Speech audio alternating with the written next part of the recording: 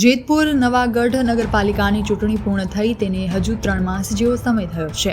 ત્યાં જ આ વિસ્તારના ચૂંટાયેલા સુધરાઈ સભ્યો અદૃશ્ય થઈ ગયા હોવાની વાતો લોકોમાં ચર્ચાઈ રહી છે. આ વિસ્તારમાં પાકા રસ્તાઓના હોવાને કારણે ચારો તરફથી કીચડ અને ગંદકીના ગંજ જોવા મળી રહ્યા છે, જેને કારણે વાહન સ્લીપ થઈ જવા અને લથડી પડવાના કિસ્સાઓને લઈને હાથ પગમાં ફ્રેક્ચર થવાના બનાવો પણ અહીં બન્યા છે. કાચા અને કીચડ વાળા રસ્તાઓને કારણે આ વિસ્તારમાં બાળકોના સ્કૂલ વાહન, શાકભાજી વાળા, ગેસ સિલિન્ડરની ડિલિવરી કરનારા, ઇમરજન્સી સંજોગોમાં એમ્બ્યુલન્સ પણ આ વિસ્તારમાં પહોંચી શકતી નથી અને એક વખત નગરપાલિકાના અધિકારીઓને તેમજ સત્તાધીશોને રજૂઆત કરવા છતાં કોઈ કાર્યવાહી કરવામાં આવેલ નથી. આજે આ વિસ્તારમાં રહેવાસીઓએ નગરપાલિકાની સામે બંધ પોકાર્યો હતો અને નગરપાલિકા તેમજ સુધરાઈ સભ્યો હાય હાયના સૂત્રોચ્ચાર કર્યા હતા. આ વિસ્તારમાં રહેવાસીઓનું કહેવું છે કે અમે તમામ પ્રકારના વેરાઓ ભરીએ છીએ, ત્યારે અમને પ્રાથમિક સુવિધાઓથી શા માટે વંચિત રાખવામાં આવે છે? જો તાત્કાલિક અસરથી અહીં યોગ્ય કાર્યવાહી કરવામાં નહીં આવે તો આંદોલનનો માર્ગ અપનાવીશું તેવું પણ ચીમકી ઉચ્ચારવામાં આવી હતી.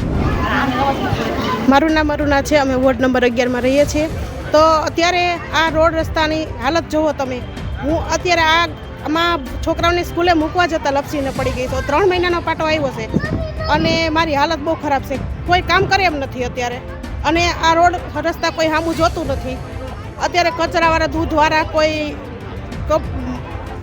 શાકભાજીવાળા કોઈ આવતું નથી અહીંયા. આ બાટલાવાળા નથી આવતા ડિલિવરી કરવા. તો હવે અમારે આનો હલ કઈ રીતને લેવો? કેટલા વર્ષ થયા બેન આમાં? તમે રહેવા આવી ગયા? 8 વર્ષ થઈ ગયા આમાં. તો નગરપાલિકાની ત્યાંથી હજી સુધી કોઈ સુવિધા મળી? કોઈ સુવિધા મળી નથી. ટેક્સ ભરો છો? અમે નહીં કે ટેક્સ તો કન્ટિન્યુ ભરીએ છીએ. તમારું નામ શું બેન? જ્યોત્સનાબેન. અચ્છા, તમે વોર્ડ નંબર 11 માં રહો છો. અહીંયાની જે શું સમસ્યા શું છે? અહીંયાની રોડની સમસ્યા છે.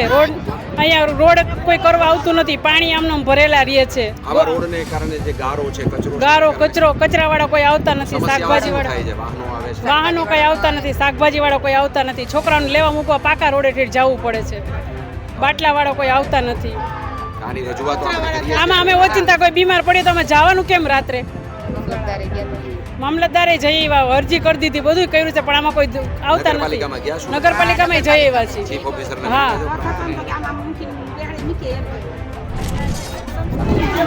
તમારું નામ? મારું નામ વિજય ટાઢાણી છે.